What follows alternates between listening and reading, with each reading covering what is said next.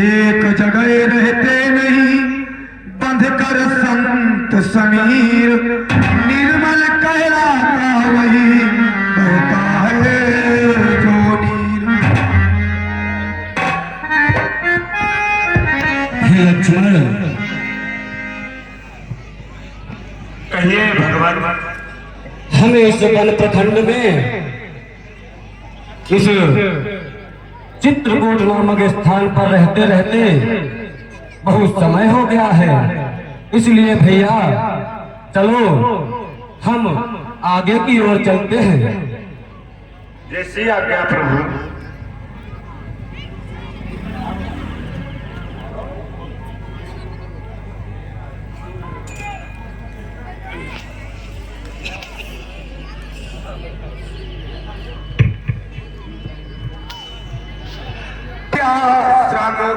मैं किया उस सत्या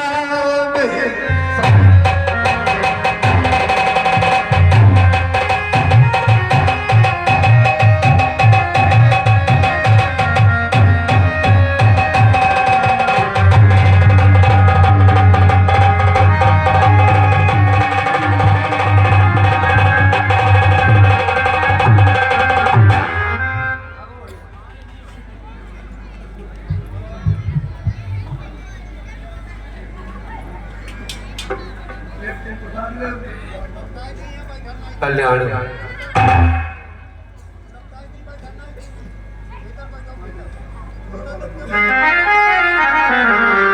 अनुसुईया ने सिया को देकर आशीर्वाद, विमल विभूषण वचन पहनाए श्याम। बोली सज तो कहे अपनी जोर, किंतु नारी के लिए सच्चे भूषण पाओ।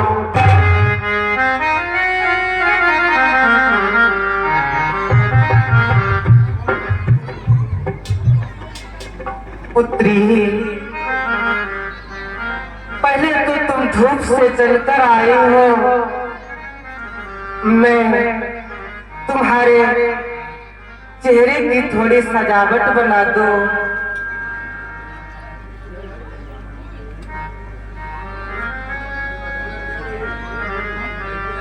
और अब जो मैंने पति प्रथा पर अपने ताम्रपत्रों पर लिखा है, उसके विषय में बेटी तुम्हें समझाती हो। हे पुत्री, और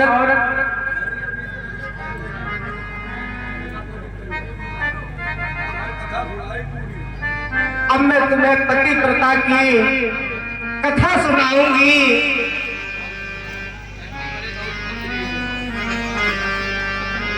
पुत्री, संसार में स्त्री का सबसे बड़ा गहना एक कुंडल, झूमर ये नहीं होता है। पुत्री, अगर अगर संसार में सबसे बड़ा गहना स्त्री का है तो वो लाज, शर्म, हया। अगर ये स्त्री के पास है तो उस स्त्री का जीवन धन्य होता है बेटी। और जो पहनावा, जो मखमली साड़ियां और अपना श्रृंगार करके दर्पण में देखती है और फिर खुद को दिखाती है और समाज को दिखाती है, तो ऐसी स्त्रियों के विषय में हमारे बहुत विद्वानों ने लिखा है जो हमसे पूर्व हुए। पुत्री कि क्या रखा है इन चमकदार कटियों पटियों में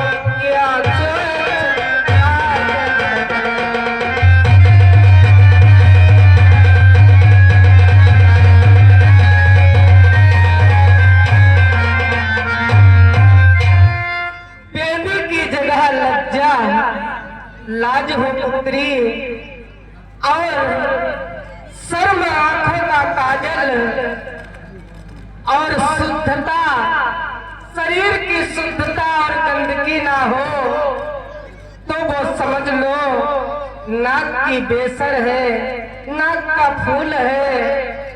और इसके बाद भुजबंद भुजाओं के यहाँ है स्वाभाविक पुष्ट भुजाएं हो, अंगुली की मुद्रिका छल्ले अनगिनत शिल्प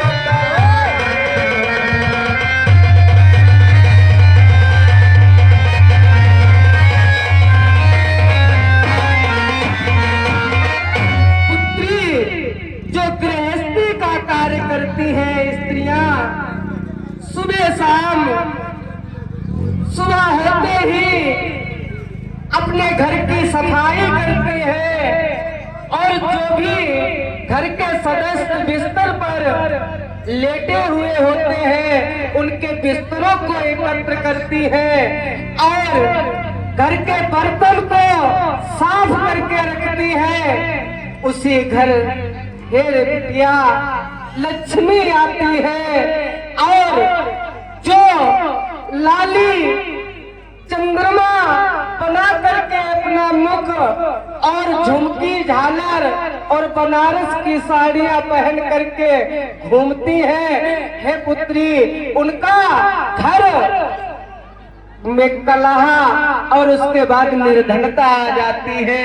इसलिए जो अपने हाथों से बड़ों के आगे अपना सर झुकाते हैं और अपने हाथों से रोटियां बनाकर खिलाते हैं बेटी, जो दास बन करके, दासी बन करके, जो हाथ दास बन कर घर को रोटियां खिलाते।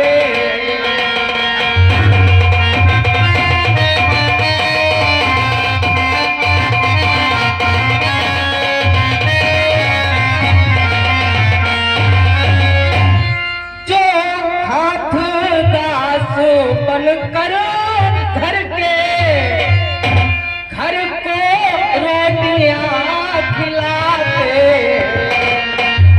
और पहुंचिया मछलिया तो उनसे सदा न जाते।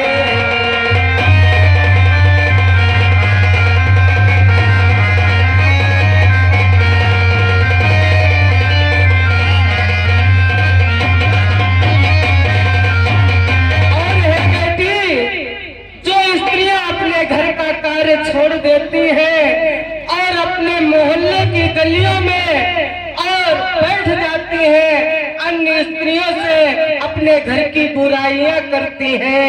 हे बेटी, उनके घर में निर्धनता कभी जाती नहीं है और वो गरीब रहती है और फिर अपने पतियों पर झाड़ दिखाती है। पुत्री, इसके आगे जो गले का हार है उसमें क्या है कि कंठी तो यही कांठ की है, और कांठ में मधुरता होती है।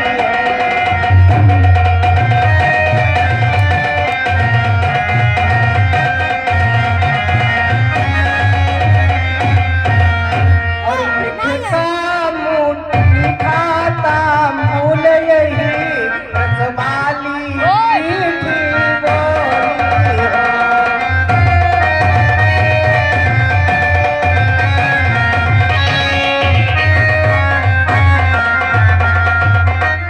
पुत्री, जो मीठी वाणी से अपने बड़ों का आदर सम्मान करती हैं स्त्रियां, और जो मेहमान आ जाते हैं घर में उनको कितना भावुक और व्याकुलता से कुछ भी हो खिलाने के लिए तत्पर हो जाते हैं। ऐसी स्त्रियों के घर में धन के भंडार खुल जाते हैं, और ऐसी स्त्रियां जो दिन भर मांगे भी पूरी हो जाती है और उनकी रोने की आदत नहीं जाती है, वो इस जन्म में भी मक्खियों की तरह भनभनाती है, और अगर अगला जन्म भी होता है तो वो मधुमक्खियों की तरह भनभनाती रहती है। और उनकी आदत इतनी खराब होती है, वो यही चाहती है कि साड़ी की दुकान पर हरदम खड़े रहो और सुनार तो हमारे दरवाजे पर खड़ा रहे। ऐसे में प्रगति नहीं होगी। ऐसी ही प्रगति रही तो फिर दुर्गति होगी अबलाओं की। और जो जाति सिरों में अब तक है चूती कहाएगी।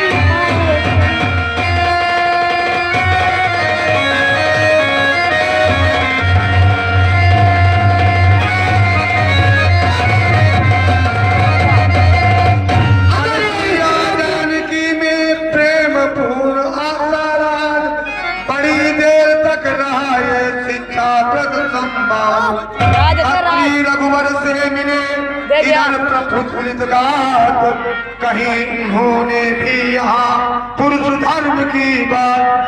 पुत्री राम, मैं जान चुका हूँ कि आप कौन हैं, किंतु आपके द्वारा मुझे इस संसार से कुछ कहना है। आपको मैं माध्यम मात्र समझते हुए मैं समझ चुका हूँ कि आप परब्रह्म परमेश्वर स्वयं अवतार लेकर के आए हो, किंतु हे राम तुम्हारे द्वारा कुछ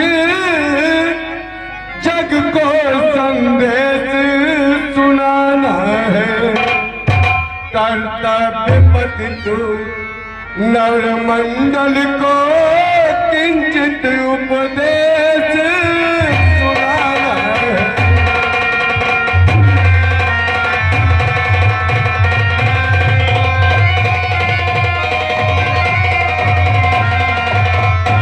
बेटा, जब कर्तव्य से हट जाते हैं जो पुरुष, केवल नारियों का ही धर्म नहीं, पुरुषों का भी धर्म है। पुरुषों को भी एक नारी मतवाला होना चाहिए, अन्यथा पुरुषों को जो पुरुष ऐसे इस संसार में लोग नारियों को अपनी संपत्ति समझते हैं। संपत्ति नहीं होती है नारियां, नारियां संपत्ति नहीं होती है, लेकिन पुरुष भी नारियों को सम्मान देना चाहिए। पुरुषों को ये नहीं कि वो तो संपत्ति है, उनकी भावनाओं को जब चाहा तब ठेस पहुंचा दी, कभी ऐसा कार्य नहीं करना चाहिए। और हे राम, तुम तो सब कुछ जानते हो, लेकिन यहाँ पर मैं केवल इस संसार को संदेश देने के कारण आपको केवल माध्यम मात्र मानता हूँ। आप सब कुछ जानते हैं, आपको मैं क्या सिखाऊंगा।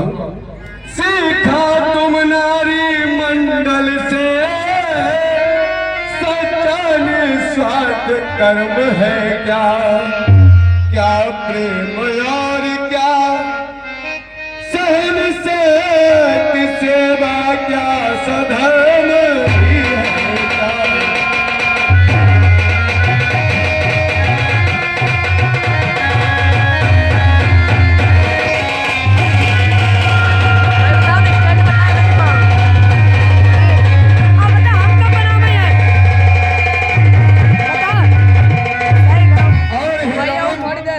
मेरी बात सुनो, नारियों से पुरुषों को भी सीखना चाहिए सहन शक्ति क्या होती है, सेवा धर्म क्या होता है। और एक बात मैं तुम्हें बड़ी ही मार्मिक बताता हूँ, और जिससे कि संसार में समस्त पुरुष मंडल शिक्षा प्राप्त करे। हाँ, खेद की अपने को ऊंचा, पुरुष वर्ग अपने को ऊंचा समझता है, उनको नीचा ही गिनते हैं। नारी समाज को पुरुष वृंद अपनी संपत्ति समझते हैं।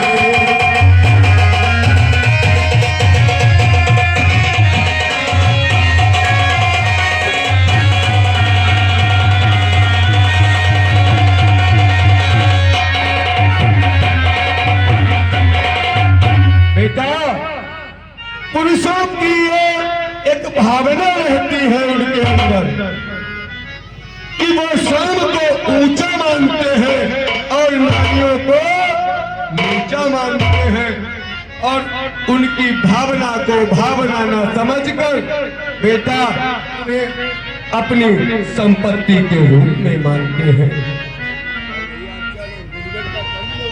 अनसुईया काशिया से जब तक रहा मिला, अत्रि भी करते रहे यही वार्तालाप।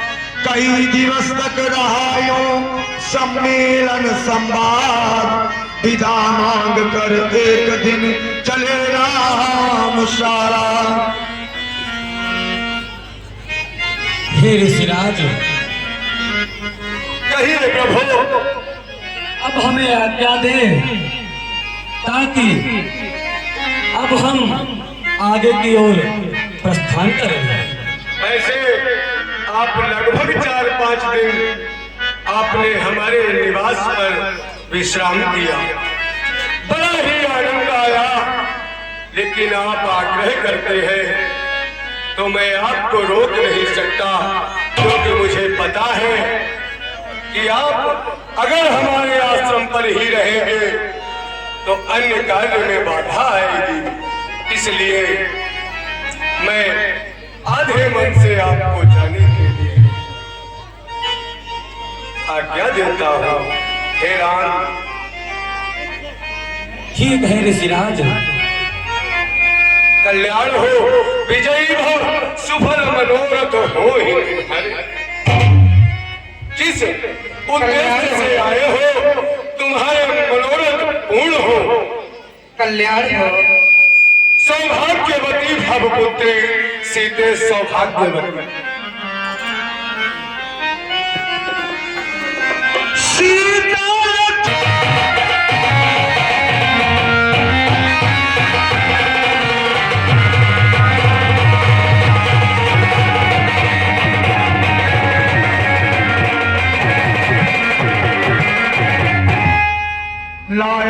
पृथ्वीनाथ को एक टक लगे देखने नाथ, फिर पूछा ऋषिबंद से था जो उनके साथ।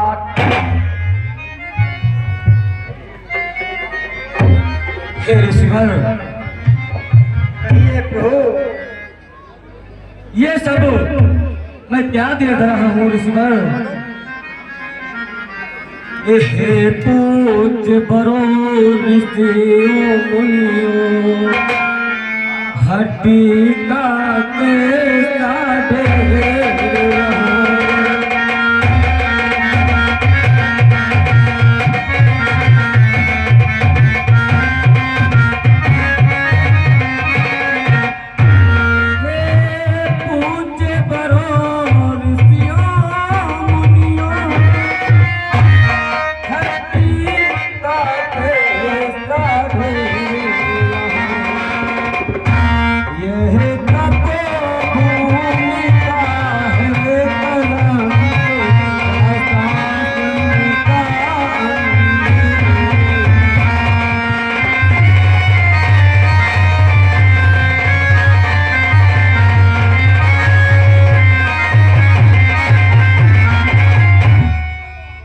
हे ऋषिराज, हमें बताइए कि ये हड्डी का ढेर कैसा है? सुनिए प्रभु, जो ऋषियों को रास्ते में खाया है उनकी हड्डियां पड़ी हैं, मैं बतलाने जा रहा हूँ, आप ध्यान से सुनिए। हमको देने की प्रजा जान असुरों ने बहुत सताया है।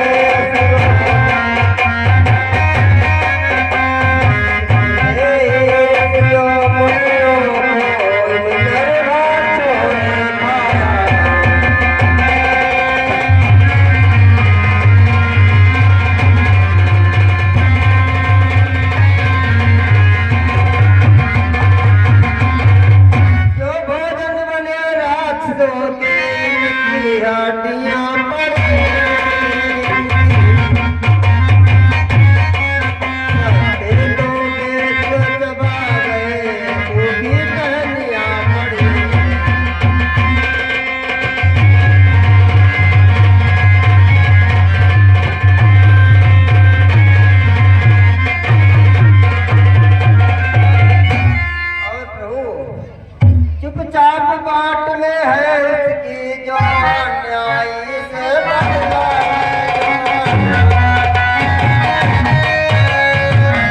पर मिलाने साबीर कोई जो बेवरा गया।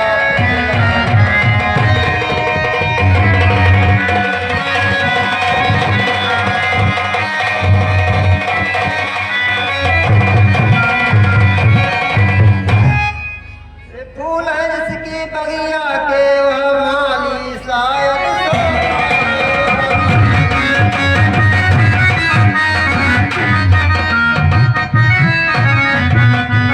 लापरवाही से अन्याय बांधती हो।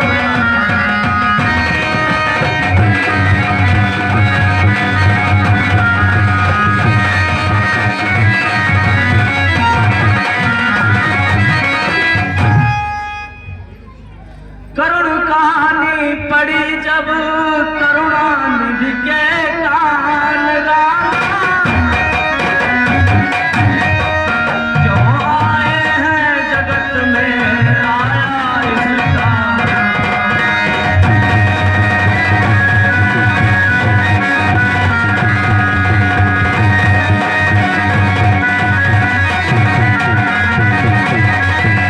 कान की सिंधु में आ गया जब भी भयानक टूटी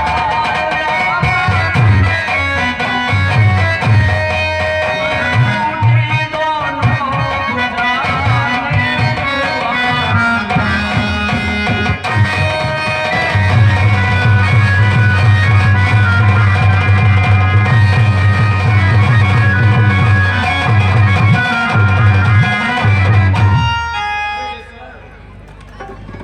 हे ऋषिवर,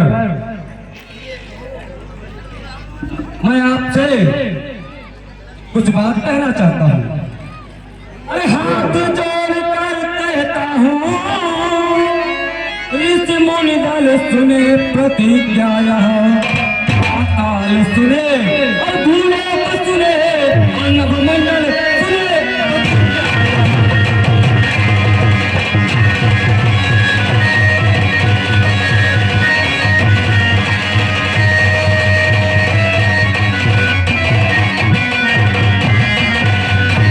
मैं हाथ उठाकर कहता हूँ बस अब से यही काम मेरा पृथ्वी को निश्चल ही करो